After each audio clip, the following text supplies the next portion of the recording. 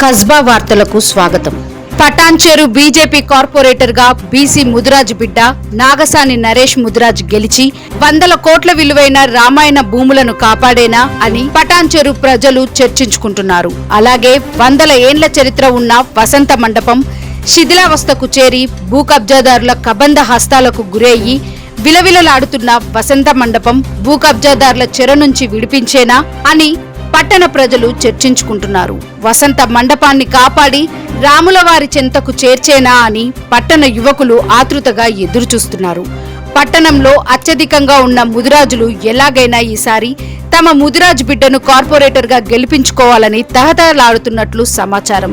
ఈసారి నాగసాని నరేష్ ను కార్పొరేటర్ గా గెలిపించుకొని కోట్ల విలువైన రామాయణ మాన్య భూములను కాపాడుకొని అయోధ్య తరహాలో రామమందిరం నిర్మించుకోవాలని హిందూ ధార్మిక సంఘాలు నడుం కట్టడం నాగసాని నరేష్ గెలుపుకు రాజమార్గం కానున్నది. నాగసాని నరేష్ ను కార్పొరేటర్ గా గెలిపించుకోవాల్సిన అవసరం ఎంతైనా ఉన్నదని హిందూ ధార్మిక సంస్థలు, అన్ని మతాల పెద్దలు, పారిశ్రామిక ప్రాంతాల కార్మికులు కోరడం విశేషం. నాగసాని నరేష్ చిన్నతనం నుంచే రాజకీయాల వైపు ఆకర్షితుడైన యువకుడు. స్థానిక సమస్యలపై సంపూర్తి అవగాహనతో పట్టున్న యువ నాయకుడు. పటాన్చెరు పారిశ్రామిక ప్రాంతంలో అందరికీ సుపరిచితుడైన, అందరితో బావ, అక్క, అన్న, మామ, బామ్మర్ది అంటూ అందరి నోళ్లలో మెలిగిన నాగసాని తులసిదాస్ సుపుత్రుడు నాగసాని నరేష్ కావడం నరేష్ కు కొండంత బలం. కార్పొరేటర్ గా గెలవడానికి నాగసాని నరేష్ కు కలిసొచ్చే ప్రధాన అంశంగా చూడవచ్చు. అంతేకాకుండా మేధావుల ఫోరం కన్వీనర్, కస్బా మీడియా సంస్థల అధినేత కస్బా శంకర్రావు, నాగసాని తులసిదాసులు చిరకాల మిత్రులు అన్న విషయం పటాన్చెరు పారిశ్రామిక ప్రాంతంలోని ప్రతి ఒక్కరికి తెలిసిన విషయమే. నాగసాని నరేష్ కార్పొరేటర్ గా గెలిపించడానికి ప్రత్యక్షంగానో పరోక్షంగానో కస్బా శంకర్రావు ఆశీస్సులు నాగసాని నరేష్ కు ఉండటం అదనంగా కలిసొచ్చే అంశం. పటాన్చెరులో అధికంగా బీసీ ఓటర్లు ఉండడం, ముదిరాజుల ఓట్లు గణనీయంగా ఉండడం, బీసీ ముదిరాజ్ బిడ్డ నరేష్ కావడం, స్థానిక ఎంపీ రఘునందన్ రావు బీజేపీ కావడం, స్థానిక గ్రాడ్యుయేషన్ ఎమ్మెల్సీ బీజేపీ కావడం, ఆర్ఎస్ఎస్ సంఘ పరివార్ సమూహం ఉండడం, తండ్రి నాగసాని తులసిదాస్ చేసిన సేవలు ఉండడం, నాగసాని నరేష్ కు అన్ని కలిసి వచ్చే అంశాలు. పటాన్చెరు జీహెచ్ఎంసీ కార్పొరేటర్ గా గెలవడానికి అన్ని అనుకూల పరిస్థితులు ఉండడం నాగసాని నరేష్ కు కలిసి వచ్చే ప్రధాన అంశాలుగా చూడవచ్చు అని మేధావుల ఫోరం కన్వీనర్, కస్బా మీడియా సంస్థల అధినేత కస్బా శంకర్రావు అనడం కొసమెరుపు.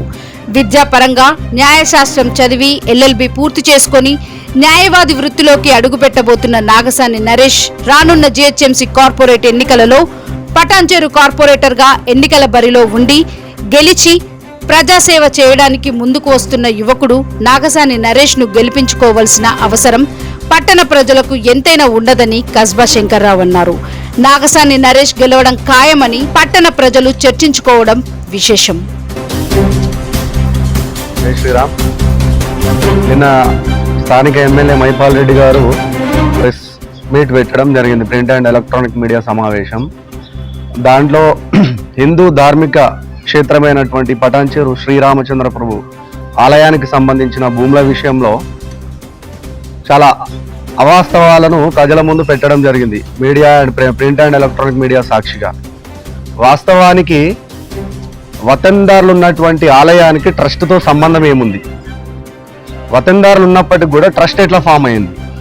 ఇంతకుముందు ఎమ్మెల్యేలుగా చాలామంది ఇక్కడ పటాన్చెరు కానీ సంగారెడ్డి నియోజకవర్గంలో పనిచేయడం జరిగింది. మరి అప్పుడు లేని ట్రస్టులు ఈయన గారు ఎమ్మెల్యే అయినాకనే ఎందుకు ఫామ్ అయింది?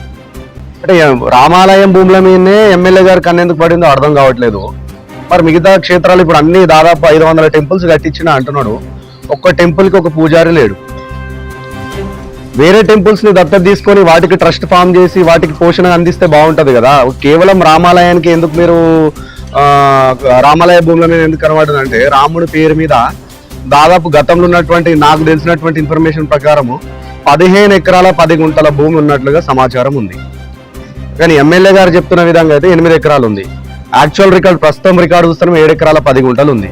ఇందులో ఏది వాస్తవమో అవాస్తవం అని అర్థం కావట్లేదు. కాకపోతే రాముడు, పటాన్చెరు రాముడు అయితే సిరిమంతుడని అర్థమవుతుంది. దాదాపు 110 కోట్లకు ఆయన ఒక యజమాని అని చెప్పడం, మనకు దేవుడు అయినప్పటికి కూడా ఆయన ఒక యజమాని అని మనం చెప్పుకోక తప్పదు.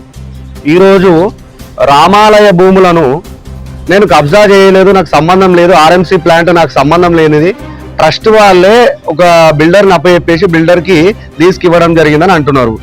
అసలు ఈ ట్రస్ట్ ఎందుకు ఫామ్ అయిందో అది చెప్పండి ముందు. ఇంతకు ముందు ఎప్పుడు కూడా వారానికి అన్నదానాలు రామాలయంలో అన్నదానం పెట్టింది లేదు. తెలంగాణ రాష్ట్రం ఏర్పడిన తర్వాత మీరు ఎమ్మెల్యే అయిన తర్వాతనే వారానికి అన్నదానం పెడుతున్నా అంటున్నారు ట్రస్ట్ మెంబర్లు.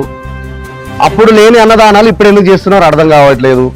మరి 7 ఎకరాలకు సంబంధించి రికార్డు ఉంది అంటున్నారు కదా, 7 ఎకరాలు ఉందా, 15 ఎకరాలు ఉందా, 15 ఎకరాల 10 గుంటలు ఉందా అని తెలియాల్సిన అవసరం ఉంది. అసలు ఈ బిల్డర్కి, ఈ ట్రస్ట్ మెంబర్స్ ఈ భూమిని వతందారులు ఉన్నప్పుడు కూడా ఈ భూమిని ట్రస్ట్కి ఎట్లా లీజ్ ఇస్తారు, ఏ హక్కుతో ఇచ్చారో చెప్పాలి. సంవత్సరానికి 5 లక్షలు ఇస్తామంటున్నారు. దాదాపు సంవత్సరానికి 5 లక్షల పైచిలుకు, అంటే 5 లక్షల ఎబో అమౌంట్ ఏదైతే గుడికి ఆదాయం వస్తుందో అది ఖచ్చితంగా ఎండోమెంట్లకు పోవాల్సిన అవసరం ఉంటుంది. 5 లక్షలు మీరు 100 కోట్ల ప్రాపర్టీకి 5 లక్షలు లీజ్ ఇస్తామంటే అది ఏ విధంగా న్యాయమో చెప్పాలి మీరు. అసలు బిల్డర్ ఎవరు రామాలయ భూమి తీసుకోవడానికి? చుట్టుపక్కల అసైన్మెంట్ ల్యాండ్స్ చాలా ఉన్నాయి. మొన్న చాలా ముఖ్యమంత్రి గారు చెప్పారు గవర్నమెంట్ భూమి ప్రభుత్వ ఆస్తులను అమ్మేస్తామని చెప్పారు. ఆ బిల్డర్కి నేను అడుగుతున్నా, నువ్వు కొనాలనుకుంటే అసైన్మెంట్ ల్యాండ్స్ చాలా ఉన్నాయా, కొనుక్కో, కావాలంటే అవి లీజ్ తీసుకో కావాలనుకుంటే. దయచేసి ధర్మాన్ని రక్షించేటువంటి దేవుని జోలికి వచ్చి ఆ దేవుడి భూములను కబ్జాలు పెట్టి ఆర్ఎంసీ ప్లాంట్లు, ఏ ఎమ్మెల్యేకైనా ఒక ప్రజాప్రతినిధికి తన పేరు మీద ఏ ఆస్తులు ఉండవు. ఆయన ఒకవేళ ఏమన్నా కబ్జాలు చేయాలనుకుంటే ఇంకోటి చేయాలనుకుంటే, ఆయన వశపరచుకోవాలనుకుంటే బినామీలను ఏర్పాటు చేసుకుంటారు. నేను అనుకుంటున్నా ఖచ్చితంగా ఈ బిల్డర్ ఎవరైతున్నాడో వాడు 100% బినామీ. ఈ ఫేక్ ట్రస్ట్ ఏదైతుందో ఆ ట్రస్ట్ని ఇమ్మీడియట్ గా మీరు ఆ ట్రస్ట్కి ఇవ్వాల్సిన, ఆ వ్యక్తులకు ట్రస్ట్ ఏర్పాటు చేయాల్సిన అవసరం ఏమొచ్చింది? హిందుత్వం సంబంధించి భారతదేశంలో ధర్మ ప్రచార సంస్థలు చాలా ఉన్నాయి. మీరు ఇవ్వాలనుకుంటే అయోధ్య రామాలయ ట్రస్ట్కి ఈ యొక్క టెంపుల్స్ ని ఇచ్చేసి, అంటే వాళ్ళకి ఇచ్చేసి ఈ యొక్క పోషణ మొత్తం రామాలయం నడిపించవచ్చు అనుకోవచ్చు, లేదంటే టీటీడీకి అప్పచెప్పచ్చు. రకరకాల ధార్మిక క్షేత్రాలు ఉన్నప్పటికీ కూడా ఆ ధర్మ సంస్థలకు సంబంధించి ఇవ్వకుండా ఈ యొక్క బిల్డర్లకు అప్పేయాల్సిన అవసరం ఏముందో మాకు అర్థం కావట్లేదు. ఇమ్మీడియట్ గా దీని మీద రామాలయం యొక్క సంబంధించి భూముల పైన ఎంక్వైరీ కమిషన్ వేయాల్సిన అవసరం ఉంది. ఎండోమెంట్ ఇలా చొరవ తీసుకోవాలి. ధర్మ ప్రచార సమితిలు ఏవైతున్నాయి 100% గా దీని మీద యాక్షన్ అనేది ఉండాలి ఇమ్మీడియట్ గా. అసలు ఈ రామాలయ భూములకు ఇప్పుడు అక్కడ ఉన్నటువంటి ట్రస్ట్ మెంబర్స్ ఏం చెప్పారు, సంవత్సరానికి 40 లక్షలు రాముడికి మేము ఖర్చు పెడతామంటున్నారు. రాముడికి ఎందుకు ఖర్చు పెడుతున్నారు 40 లక్షలు? అది తెలియాల్సిన అవసరం ఉంది. అంటే 4-5 ఏళ్ల నుంచి మేము ట్రస్ట్ ఏర్పాటు చేసినాం అంటున్నారు. 4-5 ఏళ్ల నుంచి ట్రస్ట్ ఏర్పాటు 4 × 5 వేసుకున్నాను, మనకు 2 కోట్లు ఖర్చు అయి ఉంటుంది. 2 కోట్ల రూపాయలు ట్రస్ట్ పేరిట రామునికి మేము ఖర్చు పెడుతున్నట్టు 2 కోట్ల రూపాయలు మీరు ఖర్చు పెట్టి 20 కోట్ల రూపాయల భూమిని లాక్కోవాలన్న మీ ఇంటెన్షన్. మాకున్న ఇన్ఫర్మేషన్ ఏంటంటే 8 ఎకరాలలో 4 ఎకరాలు రాముని పేరు మీద, 2 ఎకరాలు ఎమ్మెల్యే గారి పేరు మీద, 2 ఎకరాలు ట్రస్ట్ పేరు మీద చేయాలి. అంటే ట్రస్ట్ ఈజ్ నథింగ్ బట్ ఎవరైతే ట్రస్ట్ చైర్మన్ ఉన్నారో ఆ వ్యక్తి పేరు మీద చేయాలని చూస్తున్నారు. ఇప్పుడు ఈయన నేను ఆర్ఎంసీకి ఇచ్చినని చెప్తున్నాడు. మీకు ఇంకో సంఘటన ఈ వేదిక ద్వారా మీ అందరికి గుర్తు చేస్తున్నాను. ఈ ట్రస్ట్ ఏర్పాటు కాకముందు, ట్రస్ట్ ఏర్పాటు అయినాక ఈ రామాలయ భూములను నేను అమ్మేదలుచుకున్నాను. అమ్మేసి జైరాబాద్ లో రాముడి పేరు మీద 50 ఎకరాలు తీసుకుంటానన్న మాట వాస్తవమా కాదా? ఊరు పెద్దలందరినీ రామాలయంకి పిలిచి వాళ్ళందరి సమక్షంలో ఎమ్మెల్యే గారు అన్న మాట. Thank you for watching Kasba news channel. నిరంతర వార్తల కోసం ఛానల్ ని సబ్స్క్రైబ్ చేసుకుని పక్కనే ఉన్న బెల్ ఐకాన్ ని క్లిక్ చేయండి.